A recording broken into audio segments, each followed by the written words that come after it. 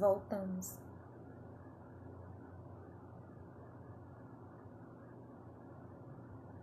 Deixa eu ver se ele volta.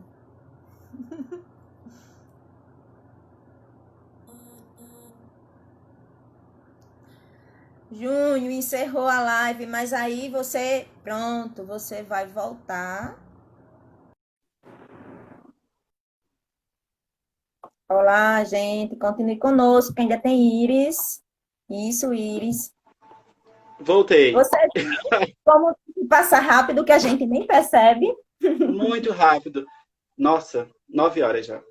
Mas enfim, é Isso. isso. Eu acho que eu não vou falar mais nada. Eu acho que tua provocação foi excelente, porque toca nisso que nos toca tanto, que é a educação, Uhum. e a educação é um gesto político no mundo. Era isso que eu estava falando quando caiu a live. A galera tá Exatamente. voltando aí. Tá voltando para assistir Iris e, assim, eu agradeço demais, foi excelente, certo? Muito bom mesmo. É uma aula Ah, eu realmente, agradeço. mesmo que Eu você não agradeço tenha. muito, viu, pela oportunidade de conversar. Ótimo, e com certeza eu acho que eu vou te perturbar algumas vezes com algumas dúvidas que me suscitaram, e com certeza depois eu vou te procurar nas redes sociais para fazer algumas colocações, principalmente com relação à ditadura militar. Eu tenho muitas dúvidas Uhum, até mesmo pela questão da oralidade, o que a gente escuta de algumas coisas. Eu que sou do interior, e a ditadura uhum, militar ela não foi vivida realmente como nos grandes centros, então as pessoas ainda têm algumas visões meio, né, meio, digamos que deturpada, principalmente no que diz a saúde pública, né? Eu escuto uhum. muito meus pais dizerem que na época da ditadura militar a saúde era outra, a saúde funcionava, a saúde era boa, e isso, sabe, essas coisas que não vai dar tempo a gente falar muito hoje, porque realmente Iris vai ter que entrar, né? Mas sobre essas coisas que eu ainda preciso conversar um pouco, eu acho que você vai me tirar algumas dúvidas e algumas. Vamos pensar junto. Vamos pensar junto, Obrigado, certo? viu? Obrigada, um beijo, um abraço. O pessoal que está voltando, porque a outra live encerrou quando o Júnior ainda estava concluindo sua fala, mas ele agora vai se despedir, fazer suas colocações finais para a Iris entrar. Gente, agradeço a vocês que viram o outro vídeo e agora estão voltando, porque quando acabou o outro eu ainda estava falando. Eu sou uma pessoa que tinha planejado falar 15 minutos. Falei nem sei quantos, acho que mais de 40. Mas agradeço muito a oportunidade de Loívia, Cíntia e Iris. Acho que é muito importante a gente trocar ideia, porque eu penso é outra inspiração do Michel Foucault, careca, que eu gosto muito, um pensador importantíssimo na minha formação, que o combate ele também é na ordem do saber. Então, na medida em que a gente pensa o saber de uma outra maneira e estabelece a relação com o saber a partir de uma outra chave, eu acho que isso também é uma forma de combater. Então, a gente está produzindo conhecimento aqui, a gente está produzindo chaves de leitura para pensar a história do nosso país, a nossa formação ou não formação para a cidadania, e isso significa que a gente pode, a partir disso, usar isso como um trampolim para poder experimentar outras coisas. Se inserir em grupos, se informar sobre grupos já existentes, fortalecer a luta do outro, né? Reconhecer de uma outra maneira a luta desses outros grupos, as formas de resistência que têm sido empreendidas. E eu acho que isso passa pelo saber. Isso passa pelo modo como a gente lê o mundo e como a gente constrói relação com ele. Então, agradeço a vocês pela oportunidade e a vocês também que participaram com as perguntas, os comentários. Beijos, abraço, aperto de mão. É isso. Cheiro. Beijo. Beijo. Então, agora a Júnior sai para a Iris enviar o convite. Eu acho que pronto, isso. Iris, você está por aí, meu bem? Para a gente dar continuidade. Eu não sei se eu vou ter que encerrar de novo e voltar, ou só ela mandar a solicitação. Eu acho que ela entrou. Iris, tá, Iris? Pessoal, só um minutinho. Opa, chegou ela. Isso.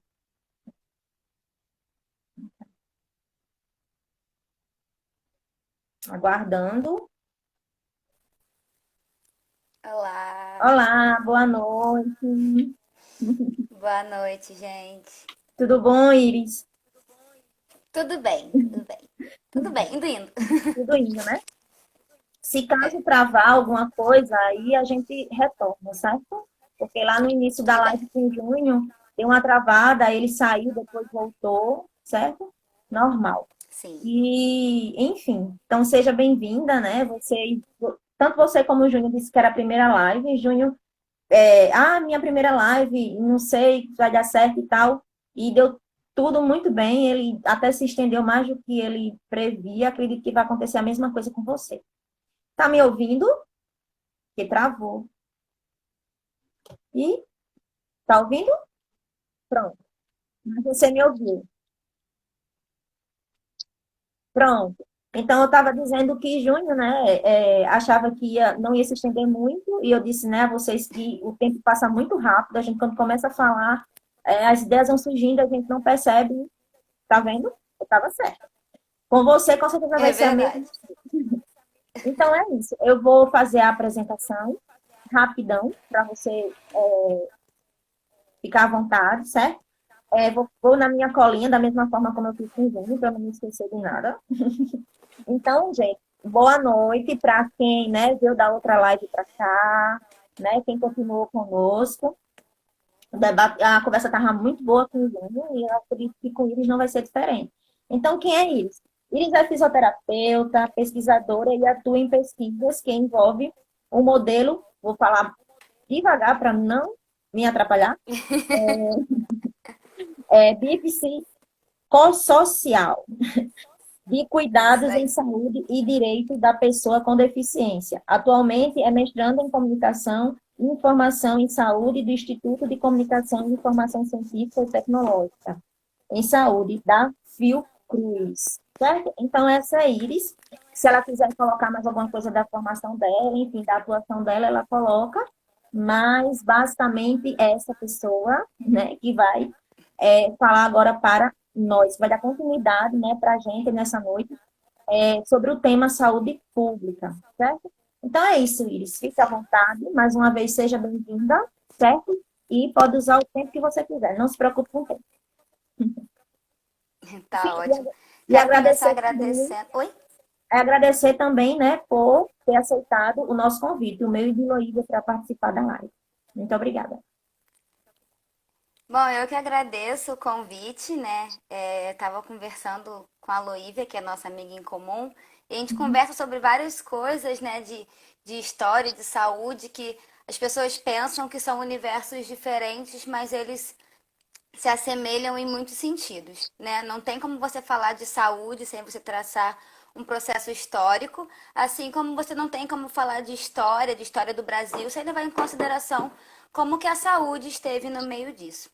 Então, quero agradecer o convite, parabenizar a fala do Júnior, foi sensacional. Eu fiquei aqui, eu sempre gostei muito de história, então foi um prazer ouvir ele falar de um ponto de vista diferente, né? Acho que é isso que engrandece, né? Toda forma de diálogo, é quando a gente consegue estabelecer diferentes formas de pontos de vista.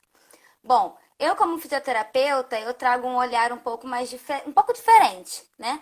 Eu trago o olhar de fato ali da saúde, como que a saúde vem sendo o processo de saúde vem sendo modificado conforme o tempo, né?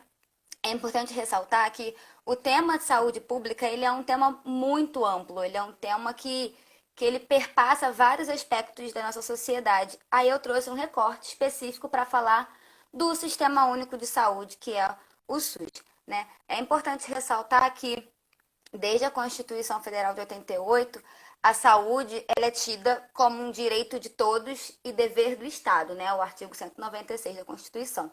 Então, quando a gente pensa em saúde, que muitas vezes a gente tem um raciocínio errado de pensar como a falta de uma doença, quando na verdade não é, né? A saúde ela engloba o bem-estar físico, mental e social. O que que isso significa, né? Que o Estado, ele não é só responsável por prover um hospital ou prover algum tipo de assistência diretamente, mas ele também tem que prover para a sua população formas de lazer, né? Que vai é, mudar, né, vai manter um mínimo ali de saúde mental, de lazer e dar possibilidades para essa população se manter sã, né? Eu vou falar um pouco mais para frente quando eu for falar de SUS no Covid, como que isso tem sido essas interferências. Mas para a gente falar ali de sistema único de saúde, a gente tem que falar o que que é, né, o SUS. O SUS, ele é um sistema único de saúde que, na verdade, não é único, né? Vou falar um pouquinho mais para frente o que que seria essa diferença. O SUS, ele é composto por agências e por agentes. Agências são, então, as instituições que podem ser públicas ou privadas, e os agentes são os profissionais de saúde, as pessoas que estão ali diretamente lidando para dar a atenção que a população necessita, né? Então, é interessante a gente pensar o seguinte, quando a gente fala de SUS, é pensar, bom, os serviços de saúde, quem deve ter acesso a esse serviço, né? Será que só quem pode pagar que deve receber uma assistência, né? A gente sabe aí que o nosso sistema de saúde ele é diferente de qualquer outro sistema, né? A gente tem uma síndrome de vira-lata, de achar que o que a gente tem é horrível e a gente não tem a menor noção de como que são os sistemas de saúde dos países, de outros países, inclusive de países europeus, né? É importante a gente ressaltar o que que o SUS ele abrange, né? Porque é interessante a gente perguntar quando a gente fala assim, para você o que que é a SUS? E a resposta vai depender para quem que a gente está perguntando. Então, se a gente pergunta muitas vezes para a população, a pessoa vai falar assim, o SUS é aquele hospital lotado. Se você pergunta para um gestor, você vai falar é um sistema público que muitas vezes é caro, que não se mantém sozinho. Se você vai falar para o profissional, você vai ouvir possibilidades de, não paga bem, ou então, transforma a vida das pessoas. Então, eu vou falar para vocês mais ou menos o que que o SUS ele abrange, tá? O SUS abrange tudo. Vacina, atenção básica no que diz respeito a você conseguir o seu remédio, farmácia popular, vigilância sanitária. A tatuagem que a gente faz, ela precisa passar sobre critérios do SUS. Então, a comida que a gente come, né, tudo que é plantado tem que passar pela fiscalização do SUS também. Inclusive, a saúde suplementar, né, o plano de saúde, ele tem que seguir as normas do SUS. Então, saúde suplementar também faz parte do SUS. Então, saneamento básico é SUS, tudo isso que é vigilância epidemiológica é SUS. Então, se for fazer um recorte, por exemplo, agora, no cenário que a gente está vivendo de Covid, a possível vacina que pode vir a acontecer, a gente não sabe, vai ser SUS, tá? Então, toda a vigilância epidemiológica que está acontecendo, ela acontece por vigilância do SUS. Então, é muito importante a gente entender o que, que é o SUS para a gente poder abraçar e defender que ele não é uma mercadoria. Porque se está muito ruim com o SUS, sem o SUS estaria muito pior. Os números de mortes seriam muito maiores, né? Então, eu vou falar um pouquinho agora sobre a diferença, na verdade, de sistemas de saúde, né? Que a gente conhece muito, entre aspas, o nosso sistema de saúde. A gente fala que os países lá de fora oferecem um sistema muito superior, mas a gente muitas vezes não tem ideia de como que funciona. Então, basicamente, a gente tem... Só um minutinho, não perde teu raciocínio, não, mas é porque eu fiquei tão curiosa Pode que deixar. eu vou ter que falar isso, não vou me segurar. Tudo Quando bem. você diz, Não, né, não se segure.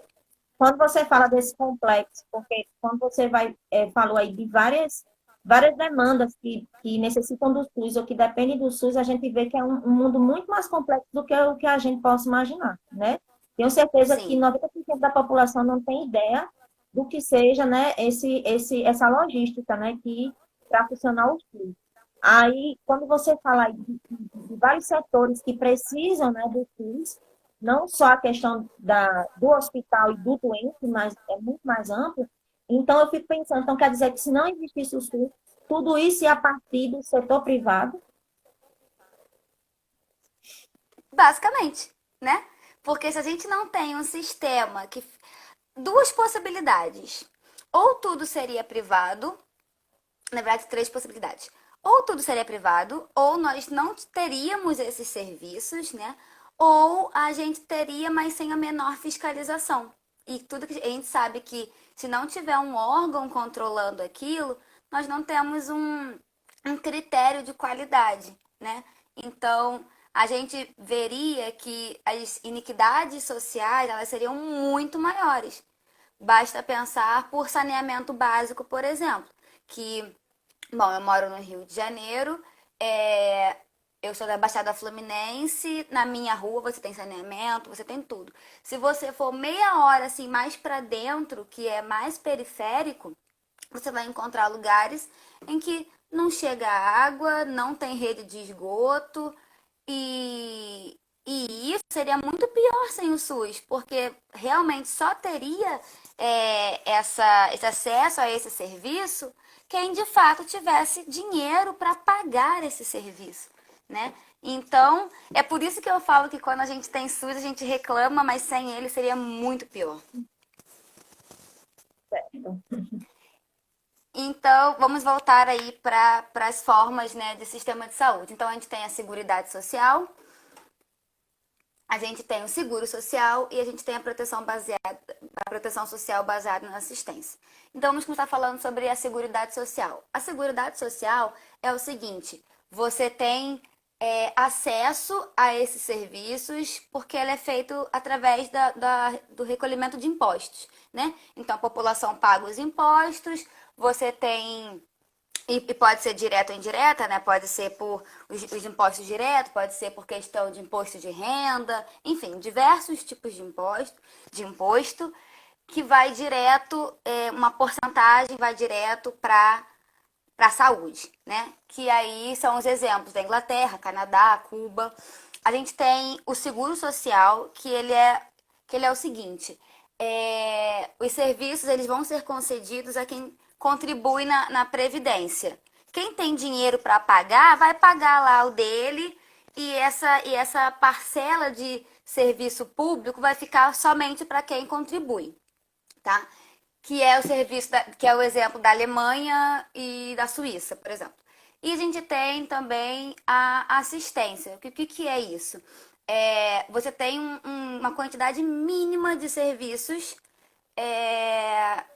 e de resto você paga tudo, como acontece nos Estados Unidos, né? A gente tem uma mania de querer tudo comparar com os Estados Unidos, quando na verdade os Estados Unidos, no que tange serviços de saúde, é bem caótico. Acho que todo mundo que já assistiu qualquer série que fala sobre medicina já pôde assistir algum episódio, por exemplo, que aborda isso, né? Então, você tem lá o seguro de saúde que muitas vezes não cobre nada. Agora, por exemplo, na época da pandemia, pessoas que estavam tendo que ir para o hospital, basicamente só a conta da ambulância já era mais de R$ 2.000. Então, você imagina que muitas pessoas elas não têm acesso porque elas realmente não têm dinheiro, né?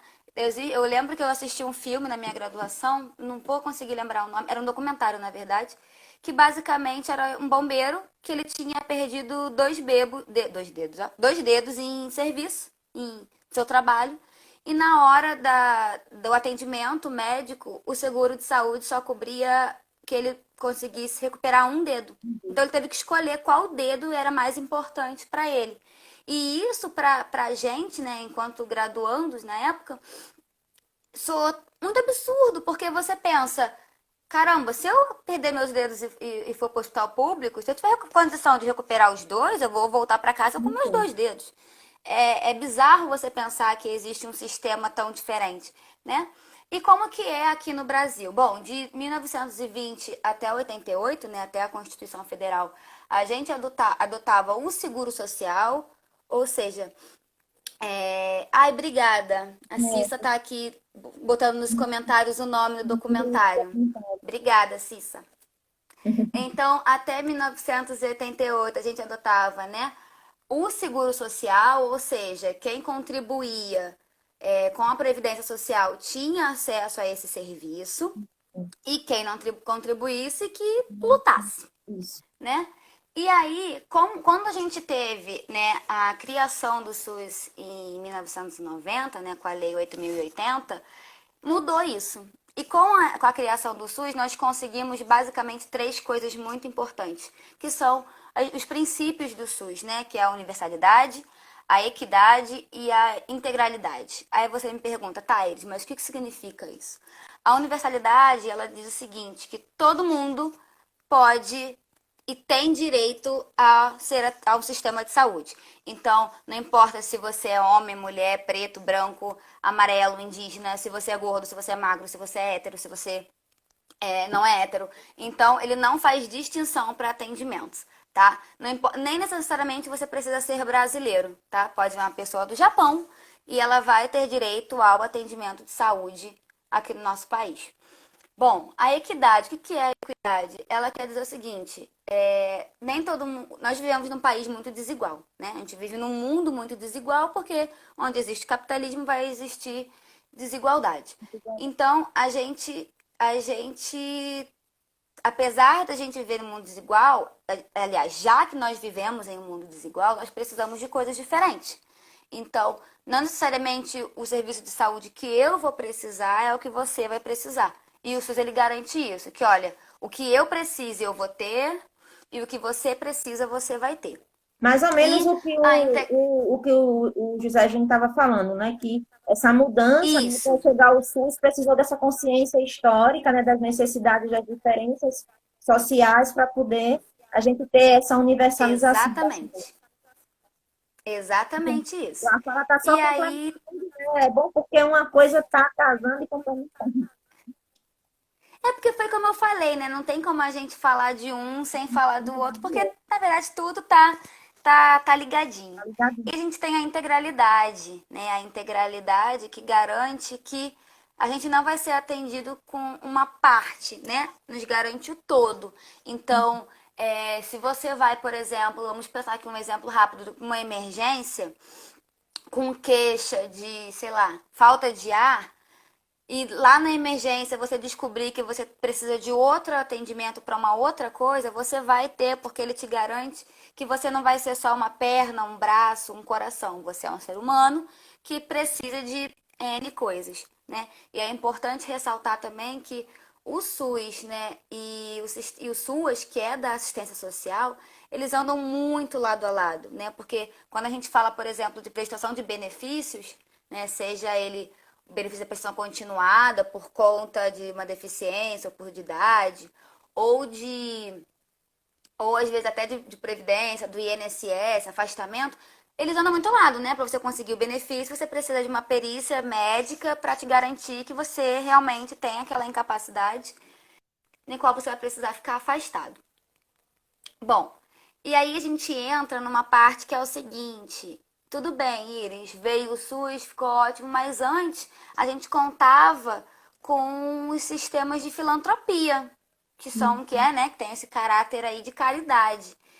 E como que ficou isso depois da implementação do SUS? Bom, ainda existem, né, as instituições filantrópicas, mas elas recebem dinheiro do SUS, né? Elas recebem um repasse do SUS, tanto na questão de hospitais, como tem, por exemplo, os Irmãs Dulce na Bahia, né, que é um grande hospital. Até agora há pouco tempo ele tem uma parte de serviço especializado em reabilitação, que recebeu um investimento alto agora e tudo mais. Quanto hospitais, quanto as clínicas, elas recebem um valor, um custeio mensal, né, baseado, enfim, num cálculo específico por quantidade de pacientes que eles atendem, que tem um combinado lá, e por tipos de serviço também, quando existem especificações dentro desse serviço de saúde, né? Então, desde 88 não existe mais esses serviços puramente de caridade, tá? Eles recebem esse valor e eles recebem muitas emendas parlamentares, o que não quer dizer que não seja um serviço importante, porque somente os locais públicos, eles não se sustentam, né? Até por valores muitas vezes de exames e de outros tipos de serviços além da minha área, que é a da fisioterapia, habilitação e reabilitação. Mas é importante a gente eu frisar isso justamente por conta do que eu pesquiso, né? Que eu pesquiso basicamente o direito da pessoa com deficiência, que a gente tem, as pessoas elas têm esse caráter de entender que é tudo na base, a filantropia é perfeita, gente, a filantropia ela é um serviço, tá? Como qualquer outro, que não tira, que ela não sai do nada, tá? Ela recebe dinheiro do SUS. Então, as pessoas que aqui no Rio, por exemplo, nós temos muitas instituições de filantropia, a BBR, por exemplo, que foi a primeira do país, né, para atendimentos de reabilitação física e acho que depois intelectual também.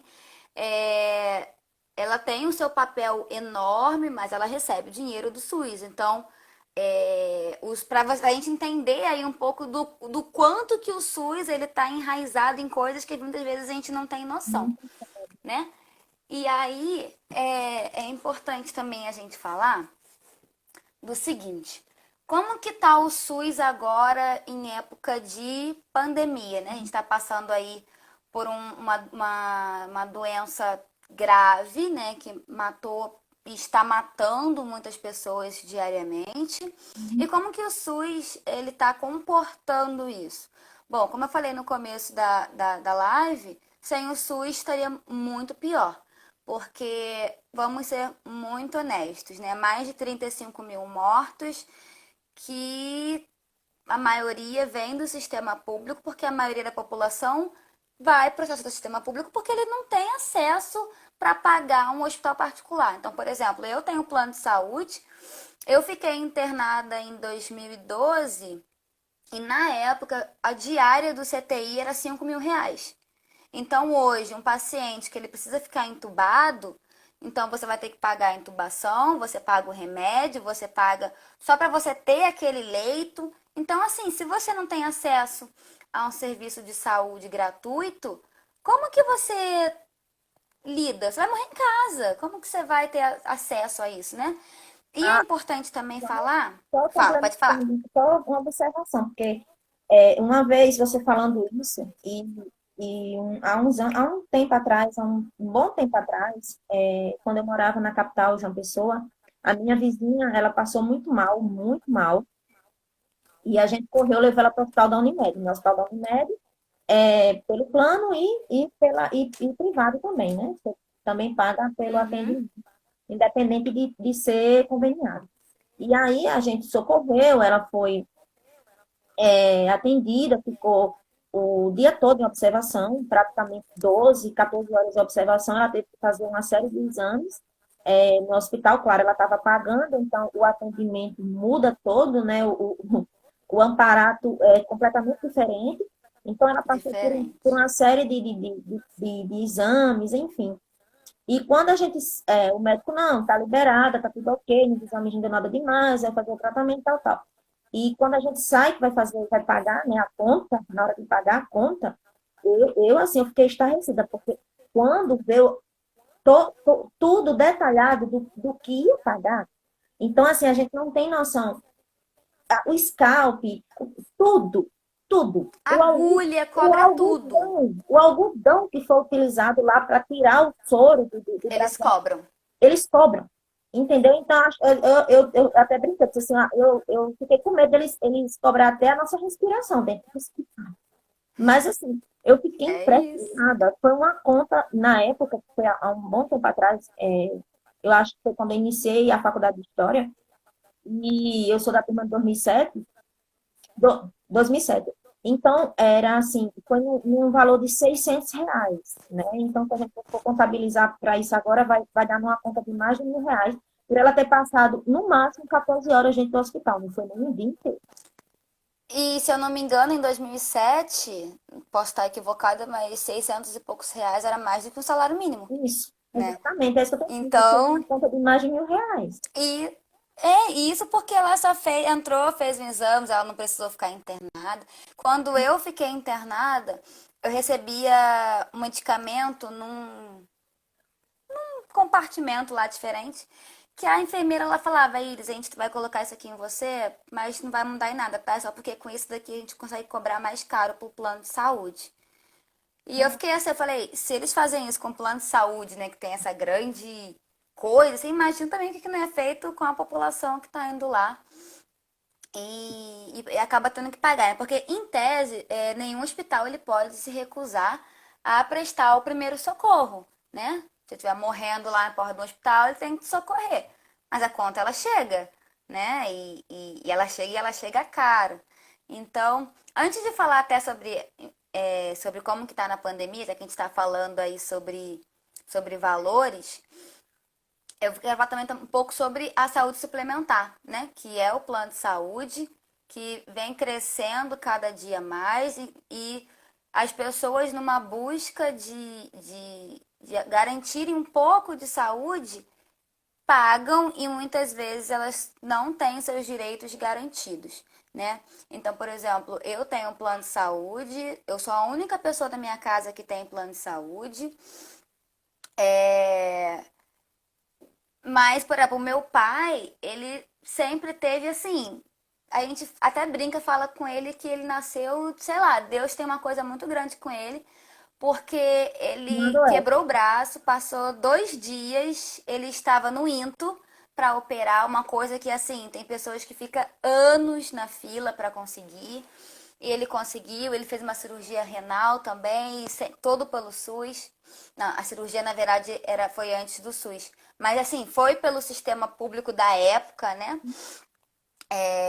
A Cissa tá falando aqui que a mãe dela operou pelo SUS, o valor da cirurgia era de 120 mil reais. Então, você imagina, né? Por exemplo, o SUS era responsável por mais de 90% das cirurgias de transplante no país. Então, e isso é muito importante porque ele garante duas coisas, né? Ele garante uma equidade, porque a fila ela é única, né? Então, não importa se você tem Peraí. Em tese, não importa se Deveria você importar. tem ou não dinheiro, né? Porque a gente sabe que com dinheiro muitas vezes você compra sangue, você compra um órgão, enfim. Mas isso aí é coisa para um outro debate. É, Em tese, é uma fila única e com isso o SUS garante que é o seguinte, olha, a minha população, ela vai conseguir, ela precisa de um transplante, então ela vai conseguir. Ela precisa de sangue, ela vai conseguir. Hemodiálise, por exemplo, mais de 95% das hemodiálises, né, que é a filtração do sangue quando o seu rim já não está mais funcionando como deveria, é feita pelo SUS. Então, assim, a gente não tem ideia, na verdade, do que é, né? E o SUS ele tem uma preocupação muito grande de campanhas de doenças específicas. Então, por exemplo, campanha de vacinação da gripe não é uma coisa barata, porque ele é o vírus, né, da gripe, ele é um vírus que ele sofre mutação. Então, todo ano alguma coisa naquele componente daquela vacina muda. E a gente tem de graça, né? Todo ciclo vacinal a gente tem de graça. E aí a gente entra numa outra questão que é o seguinte, olha, se a gente tem a vacina, se a gente tem de graça, por que que estamos tendo surtos de sarampo? Por que que estamos tendo surtos de meningite? Por que que estamos tendo surtos de febre amarela? Quando a gente tem vacinação para isso e eram doenças que estavam erradicadas, né? Tá, porque tem um grupo muito grande, né, de anti-vacina que eu, sinceramente, parece que eu dormi, estava tudo bem, acordei e falei, caramba, o que está acontecendo? É surto atrás de surto, né? E isso vai de interesse a um certo grupo, né? Como eu estava falando, a saúde suplementar ela é de interesse de pessoas importantes, né? Quando a gente fala, por exemplo, de o atual Ministério da Saúde, por exemplo, quem é o ministro da Saúde agora? Cadê o ministro da Saúde? Que a gente Não, não tem. não tem. Então, assim, como que o poder máximo de saúde do nosso país não tem um representante? Né? Por quê? Porque é do interesse de um grupo de pessoas que o SUS acabe. Por quê? Vamos lá, gente. A população está ficando cada vez mais idosa, né? A gente pensar aí há 30, 40 anos atrás, as pessoas não viviam o quanto elas estão vivendo hoje. A gente está tendo uma transição demográfica, né? Uma transição da nossa idade mesmo que a gente está vivendo mais. Se a gente está vivendo mais, a gente vai precisar mais de aposentadoria. Então, assim, quem muito usa o serviço de saúde é a pessoa idosa. Então, se ela não tem acesso a um serviço de saúde, ela vai morrer. Ou ela vai morrer, ou ela vai ter que pagar. Se ela vai ter que pagar, vai de encontro, né, ao interesse de quem está lá no poder, Uhum. né? Porque se você pensar, por exemplo, nas grandes representações de saúde que a gente tem, né, da Agência Nacional de Saúde e tudo mais, são grandes donos de planos de saúde, né? E é interesse deles que a saúde seja tida, seja entendida como mercadoria, né? E eu, enquanto profissional de saúde, eu, enquanto é, mestranda, eu, enquanto cidadã, eu tenho obrigação de bater de frente contra isso e falar, olha, a saúde, ela não é uma mercadoria. A educação, ela não é mercadoria, né? E a gente tem que... E a gente tem que entender... É isso aí, Cisa. É basicamente mesmo. É uma idosofobia. Idosofobia. Mas assim, É básica. sem querer te atrapalhar, mas já te atrapalhando, né? E a gente acaba esbarrando mais uma vez na questão histórica, né? Entender o processo histórico, né? Compreender o processo histórico para a gente enxergar por que a política brasileira ela está, né, sempre atendendo aos interesses de um determinado grupo, né? Do grupo que pode pagar, do grupo que rende, né, para essas grandes empresas. Você é Sim, fisioterapeuta. Dentro da nossa temática, porque vai surgindo um monte de ideias enfim, eu tenho hernia de disco, né? Há 4 anos atrás eu descobri uma hérnia e eu faço pilates, né? Estou acompanhada por uma ótimo. fisioterapeuta, inclusive uma excelente fisioterapeuta da minha cidade, Amanda, um beijão, ela não está assistindo a live, mas, enfim. Então, ela me mostrou uma vez indignada, né? Um grupo de médicos, né? De uma elite, que atende a uma elite, é, assim, assim, totalmente dizendo horrores do profissional de fisioterapia, porque muitas vezes o profissional de fisioterapia acaba desmentindo um diagnóstico tendencioso de um ortopedista, que leva um paciente a uma cirurgia sem ter necessidade, né? Então, assim, um médico, inclusive, dizendo assim, a gente tem que acabar com a raça desses fisioterapeutas, né? Porque eles vêm É aqui assim. e querem ser melhores do que a gente e tal. Então, quantos diagnósticos a Amanda não pega, né? Vou fazer até propaganda agora dela. A Amanda não pega na clínica dela, que chega lá, ai, meu Deus, não consigo andar, vou ter que fazer cirurgia. Ela não, vem cá, não vai fazer cirurgia nenhuma, não. A gente vai fazer um tratamento e a pessoa acaba se recuperando daquela enfermidade e sem precisar passar por uma sala de cirurgia, sem precisar pagar. É, é, não tem uma despesa enorme de medicação. Então, você vê, né, que existe aí um grupo que está o tempo todo fazendo enfrentamento com a resistência. A gente tem que ser resistente, né? É, o tempo todo. Eu tenho muitos problemas com isso. Eu tenho um amigo, inclusive, noivo de uma grande amiga minha, que ele é médico, graças a Deus não é ortopedista, que eu falo com ele que, com certeza, assim, o maior desafio do fisioterapeuta é lidar com um ortopedista, né? Que é um problema também que a gente tem na saúde, né? Todo profissional não médico vai ter problema com o médico em algum momento, né? Muito por um caráter histórico da profissão, né? Onde só existia o médico, só a opinião dele importava, é, e do caráter também até do próprio conselho, né? O conselho de medicina ele é um conselho muito forte. Então, os médicos, se o médico arrancar uma perna errada, vai vir outro médico para defender e falar, não, ele arrancou a perna errada porque teve uma razão. Então, é uma classe muito unida, né? Quisera nós que as outras classes de trabalho talvez fossem tão unidas quanto a categoria da medicina. E tem disso, sabe? A gente tem essa luta aí para buscar a nossa autonomia, conselho, por exemplo, né? Meu conselho é o CREFITO, é de fisioterapia e de terapia ocupacional.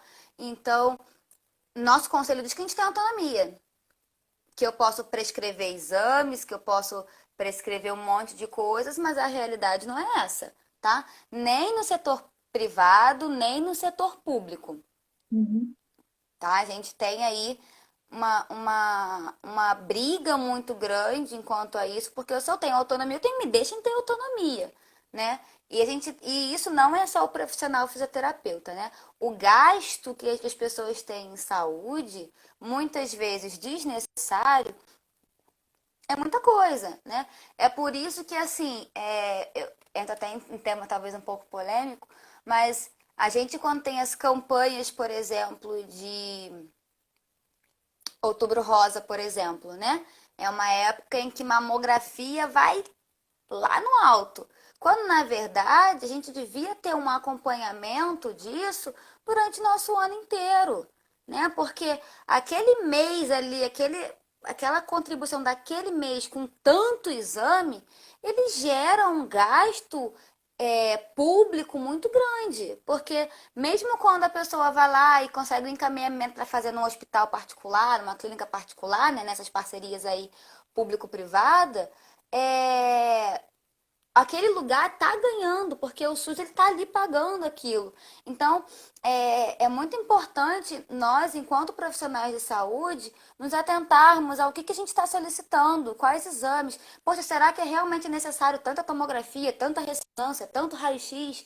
Porque é, gera gasto, gente. É muito caro, é muito caro. É por isso que existem tantas parcerias público-privadas. Porque para o sistema público é mais fácil, mais barato ele pagar para o privado fazer aquele exame para aquele usuário do que ele ter aquela máquina, porque ele vai ter que ter pessoas para operar aquela máquina, ele vai ter que ter contratos de manutenção daquela máquina e mais luz e papel para poder imprimir aquele resultado e não sei o que, não sei o que lá. Então isso gera muito gasto, né? Então, quando existe um profissional que ele está ali botando cirurgias de forma deliberada, é muito irresponsável, porque é gasto, tá? Porque esse paciente vai ter que ser operado. Então, a cirurgia é cara. O pós-operatório é caro, né? Ele vai depender de uma série de remédios, ele vai dependendo de qual for a cirurgia, ele vai precisar de meses de tratamento de fisioterapia, de terapia ocupacional, muitas vezes de atendimento da nutrição, porque dependendo da cirurgia, ele vai ter que ter um cuidado muito maior com a alimentação dele, por causa de ganho ou perda de peso. Enfim, gera muito gasto. E a gente tem um problema grande no SUS, que é a má gestão, né? Muito dinheiro entra e ninguém sabe em que buraco ele entra, porque ele se Sim. perde, ninguém sabe, que a gente só ouve no jornal assim. Foi investido tantos milhões e não sei o quê, na cidade do Rio de Janeiro. Você vai na cidade do Rio de Janeiro e você fala, tá, mas cadê esse investimento que eu não tô vendo? Onde que tá essa coisa toda? Né? E aí é como o Júnior falou antes, por exemplo, que o SUS ele tem que garantir esse dinheiro aí para épocas de pandemia, como a gente está vivendo agora, né? Só que aí eu entro numa outra questão. Realmente precisa acontecer uma pandemia para Não. um hospital ser abastecido com ventiladores mecânicos mais modernos, com leitos. Porque assim, eu fiz um ano de estágio obrigatório no Hospital Servidores do Estado aqui do Rio de Janeiro. Um hospital excelente, um hospital assim, maravilhoso. Mas é um hospital que sofre com carências de coisas básicas, assim. Muitas vezes a gente tinha que levar material nosso para poder ter acesso a uma luva, ou então às vezes a gente tem que combinar com outro setor, tipo, pelo amor de Deus, me dá um álcool aí que eu tenho que higienizar as coisas do paciente. Então, assim, insumos básicos, sabe? Que como que se sustenta um hospital sem esse serviço básico? E aí você olha, você vê uma equipe comprometida, você vê equipe comprometida que eu digo desde os terceirizados do pessoal da limpeza ao pessoal da cozinha, até o alto escalão da diretoria, que existe um comprometimento em fazer aquilo dar certo, mas não consegue por quê? Porque o dinheiro vai no tribunal.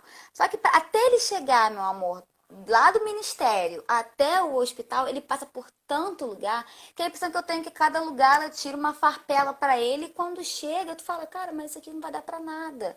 Né? Que pra gente, você vê, 3, 4 milhões, fala, caramba, é muito dinheiro. Mas para gerir um hospital, não é nada, né? Um hospital de grande porte, de cirurgias de grande porte, não é nada, né? Então, vale um pouco da reflexão de por que tem que esperar uma pandemia acontecer para determinadas coisas conseguirem ser tidas, né? Por que tem uma pandemia acontecer para a gente conseguir um abastecimento de alguns recursos que era para a gente ter o tempo todo? Então, assim, o SUS ele não é perfeito, tá? O SUS ele tem porque nada que, na verdade, que dependa, né, do ser humano vai ser perfeito. Ele tem muitas falhas, mas é importante a gente ressaltar que são falhas muitas vezes de gestão, sim, tá? Questões de processos burocráticos em excesso, tá? E aí você pensa, não, mas essa burocracia é justamente para evitar fraude. E aí quando você olha lá os pregões, você olha lá quais foram as empresas que ganharam esses pregões, são sempre as mesmas. Então, assim, será que realmente está evitando as fraudes? Será que realmente é esse o caminho? Mas enquanto nós, né, não tomarmos frente disso, tomarmos conhecimento e pensar, olha, o SUS é meu, né? O SUS ele não, a saúde ela não é uma mercadoria, a saúde é um direito e a gente tem que parar de pensar que é privilégio, tá? Saúde não é privilégio, saúde é direito.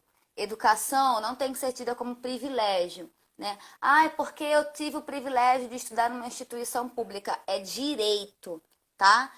A gente tem que lutar por uma educação mais inclusiva para não acontecer como aconteceu esse ano, que no meio de uma pandemia vai se manter um Enem, porque de acordo com o ministro da Educação, o Enem não é para ser uma situação de igualdade social, ele não é para ser justo, é para quem chega lá, passa na prova e entra, quem for melhor entra, né? Então a gente tem que lutar para a gente mudar esse conceito de privilégio, porque tá lá dizendo que é direito meu, tá lá na Constituição, não sou eu que estou inventando.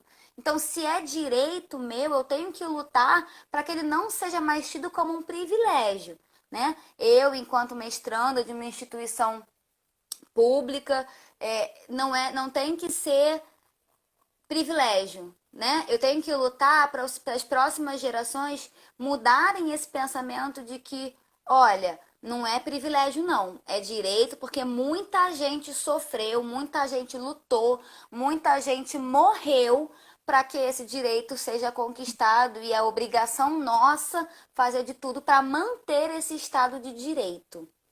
E a casa acaba esbarrando mais E uma vez aí, na agora, questão para a gente finalizar, como que é o SUS, né, na pandemia de 2019? Então, como eu comecei falando, o SUS ele tem que ter um fundo, né, para ele garantir aí tudo que a gente precisa, né? Então, como eu falei antes, o SUS ele garante, né, uma cobertura vacinal, tudo isso, e é por isso que é responsabilidade sim do SUS correr atrás de vacinação, tá? Seja uma vacina de cura ou de prevenção, enfim, é obrigação, tá? E é muito sério e é muito grave quando o nosso poder máximo, né, vamos assim dizer, possui atitudes que nos exclui de fóruns, nos exclui de grandes reuniões, de grandes debates que são diretamente responsáveis por salvar vidas, né? Amiga, Então, apesar de cada... deixa eu te fazer uma Oi? pergunta. Deixa eu te fazer uma pergunta. É, o Não SUS. tô te ouvindo. Peraí, deixa eu ver. Tá me ouvindo agora? Me escuta? Não tô Tá me... conseguindo te ouvir. Não? Ai, que pena. Eu ia te fazer uma pergunta, mas não escuta, tudo bem. Pode dar continuidade. Você pode escrever que eu não estou conseguindo ouvir. Se eu conseguir escrever, acho que eu consigo. Pronto, vai falando que eu vou escrevendo. Vai falando. Peraí.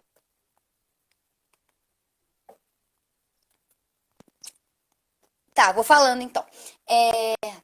Então, quando a gente tem, apesar de cada estado, né, ter a sua autonomia na tomada de decisão, ainda assim responde, né, a um governo federal, porque é assim que a hierarquia funciona, né? Então, é de responsabilidade, sim, né, do poder federal, tudo isso que está acontecendo, tá? Pode ser que o governador X ou o presidente ou o prefeito X, ele não possa ali diretamente colocar a roupa e ir para o hospital para salvar a vida, mas é função dele possibilitar, né, através de decretos, através de leis, através de tudo isso, é, coisas que vão nos ajudar a salvar essas vidas. Então, quando a gente está excluído desses debates, né, quando a gente está excluído aí de uma possível cobertura vacinal internacional, é muito grave, né? Então, se a gente parar para pensar, na verdade, a gente está vivendo um momento muito complicado, né? Um momento muito pesado e que, olha, é assim, é como a gente pensar, vamos pensar assim numa escola, né? Uma escola que não tem ele pode ter um diretor lá, o dono da escola, mas se ele não tem um coordenador lá para comandar a equipe pedagógica, aquela escola não vai funcionar, né? Porque o diretor não necessariamente precisa ser uma pessoa da educação, às vezes ele pode ser só um administrador que não entende muito e é o que está acontecendo, né? Porque o presidente não entende de nada, né? Como ele mesmo já falou em vários discursos, que ele coloca tal pessoa como ministro de tal coisa, porque é aquela pessoa que tem expertise, porque ele não sabe de nada daquilo. E eu realmente, olha, tá aí uma fala dele que eu concordo em gênero, número e grau, que ele não sabe, né? Então, com certeza, a gente não ter um ministro, a gente não ter um representante mais importante, né, do Ministério da Saúde, interfere diretamente na tomada de decisão. Porque você pensa, existem as reuniões, né, os fóruns internacionais, continentais, enfim. Se a gente não tem uma pessoa ali para falar pela gente, se não existe um ministro, quem está ali falando pela gente? Quem está ali buscando integrar, colocar o Brasil dentro desse cenário aí de pesquisas e tudo mais, né? Porque agora tá todo mundo louco atrás de vacina. Vacina é importante, mas quando é para incentivar a pesquisa, quando é para falar, não, a pesquisa é necessária sim, a pesquisa ela salva vidas e não só na área da saúde, como na área da educação, da assistência social, como em todas as áreas, como é o problema que a gente está tendo agora, né, de não ter mais o financiamento para as pesquisas nas áreas de humanas, e isso é uma coisa muito grave que também responde ao interesse de um grupo específico, né? Porque ele não tem, esse grupo, gente, ele não tem interesse no conhecimento da população, ele não tem interesse num povo que entende o que está acontecendo. Porque quando a gente entende o que está acontecendo, a gente vai para a rua. A gente vai para a rua, a gente toma a rua e a gente toma os nossos direitos, né? E aí a gente fica nesse embate entre nossos direitos e golpes, como aconteceu em 2016 com a PEC do teto dos gastos, né? A minha faculdade, por exemplo, foi uma das primeiras a aderir a uma ocupação. Eu estava lá como movimento estudantil e assim, não foi falta de luta, né? Mas uma luta que a gente não tem participação popular não vai ganhar nada. Enquanto a população não perceber o seu estado importante e a sua necessidade de participação, a gente nunca vai conquistar nada, porque a gente sempre pensa, eu tenho outra pessoa para fazer isso. Eu não vou protestar porque fulano de tal tem que protestar. Eu não vou me colocar nisso porque não vai adiantar nada, né? Eu aposto que se lá atrás as pessoas pensassem assim, a gente não teria conquistado tantas coisas como nós já temos conquistado e a história é prova disso, né? Então, é, é muito importante a gente ressaltar que o SUS ele tem falhas, tá? Mas o SUS é nosso, ninguém tira da gente, né? Se eu tiver que morrer para defender o SUS, isso vai acontecer, não tem dúvidas disso, né? E é importante a gente ter isso como lema de vida, sabe? A saúde é nossa, a educação é nossa, o direito é nosso e a gente tem obrigação de participar disso. Então, direto tem aí alguma coisa em trâmite, alguma votação de projeto de lei que demanda participação popular e muitas pessoas nunca votaram em nada. E aí, depois, essas mesmas pessoas muitas vezes vêm questionar uma ausência da participação popular.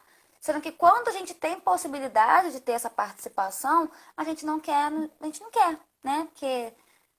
Porque cansa. Porque vamos ser sinceros, a gente militar em prol, a gente ser militante em prol de alguma coisa, né? Cansa, né? As pessoas falam besteira pra gente, a gente muitas vezes coloca a nossa vida em risco, a gente adoece nesse processo, que é um processo exaustivo, Uhum. né? Mas ainda assim é um processo que depende de nós, né? Isso. Porque apesar de ser um pequeno grupo, né, que quer esse desmanche, né, da saúde de qualidade, da educação de qualidade, ele é um pequeno, é um grupo pequeno, mas é um grupo poderoso, é um grupo influente, né? Ele está com A esse gente grupo sabe que trabalhando. a gente sabe que ser muitas vezes minoria e minoria que eu digo quantitativa mesmo, não quer dizer menos força ou menos capacidade de se conquistar alguma coisa, Tem que né? se Então é articular mais. extremamente. Aí Tu sim, ainda não me eu escuta, continuo né? não te Não escutando, é? eu não sei se sou eu. Precisa se articular mais. E aí é importante a gente se, se, né, se permitir falar, não, eu vou lutar em prol disso, ou pelo menos eu vou entender o que está acontecendo nesse cenário todo, entender que nós fazemos parte do nosso país, é a nossa obrigação lutar por ele, é a nossa obrigação defender as coisas que a gente acredita, né? E inclusive a saúde, né? Que ela não se limita, né? O SUS ele não se limita a um hospital lotado, ele se limita, ele não é limitável, né? Porque ele é de prevenção, promoção, reabilitação, habilitação. É isso, a população ela precisa se articular, né? E é uma crítica que eu particularmente tenho feito muito à esquerda, né? Que estão esquecendo ali o trabalho de base. Porque assim, gente, quem faz a eleição mesmo, quem faz as coisas mudarem, é a população que vai lá e está fazendo as coisas, né? E que é uma população que majoritariamente é, é pobre, né? Então, se você exclui essa população desse debate, a gente vai continuar nesse ciclo aí que é um ciclo de pessoas que estão no poder, pessoas que têm dinheiro, pessoas brancas, pessoas é, que têm feito essas atrocidades que a gente tem visto todos os dias no jornal, né? Como você mesmo falou ainda na fala do José sobre todo esse debate que está tendo aí no racismo e tudo mais. E assim, precisou acontecer um caso forte, grave, lá nos Estados Unidos, para a gente se articular aqui e falar, nossa, o racismo mata, quando na verdade o que que é? Quando a polícia sobe uma comunidade metralhando todo mundo e não quer saber se é inocente, se é culpado, se é branco, se é preto, se é... Porque a gente sabe, gente, que não é o branco que tem dinheiro que tá lá, que muitas vezes é o que financia, e aí é um outro debate, mas tem alvo, tem cor, né? Então, a gente precisa se articular e a esquerda, ela precisa parar de ser uma esquerda cirandeira, academicista, tá? Que não adianta eu só me articular ali na minha universidade, me articular com os meus pares, porque só a articulação dos meus pares não vai mudar nada.